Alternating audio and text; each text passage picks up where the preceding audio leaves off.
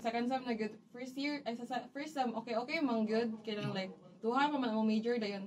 Madala pa ba, so dagong grado, so feeling ako, nag-post ko to December nga. Basin sa ako, para sa ako agad, accountancy, ang ana din. Pagka second sem na kita na, hantod second year, perminti na lang ako ang kuan kay, kanang complacent kayo ko, then murag, ako lang sa ako mindset kay, kung para sa ako, dayon, kung ma-retain ko, kung matagak ko, matagak, then,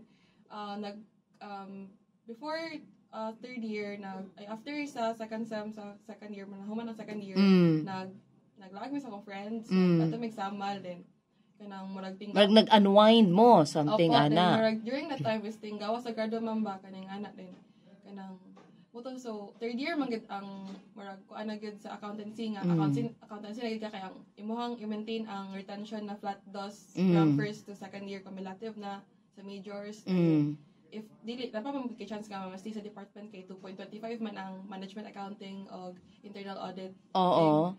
Tapos mo to nami sa Samal dayon kanang morning swim me ba din. Kanang tan-aw din ay kanang morning wa pa mi nag-swimming na pa mi sa room or morning pag bago pa mi kamata niya. Ana daw ang grado tanan sa first sem so mo to complete ko grado dayon.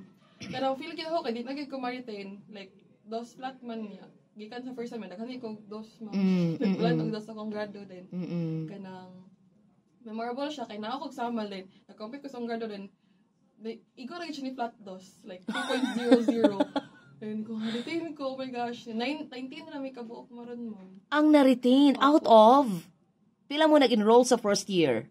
Di ko sure sa accountancy, ma'am, 50 man siguro, pero ang aim ana gid sa tanan is accountancy man then whole batch na mo first year is around 200 kay upat mi ka section. Okay, daghan gid ang accountancy no. Sago na po siya sa uban nga program ma'am pero same ra man gud mi og curriculum first to second year. Sago ra siya din. Kanang pagka nag-ano na siya gamay karon kay isa na lang may ka-block gid sa department sa amo ang year 54 man siguro mi ka buok. 19 mi accountancy ang the rest is MA or internal audit. So 19 na lang. Ang kaning 19, mga regular na sila. Yes. Ay, isa ma'am nga, higher batch unta siya namo. Pero tungod na kay ikan siya sa lain nga program, nag-shift siya accountancy. Pagka second year niya. So makita nato no nga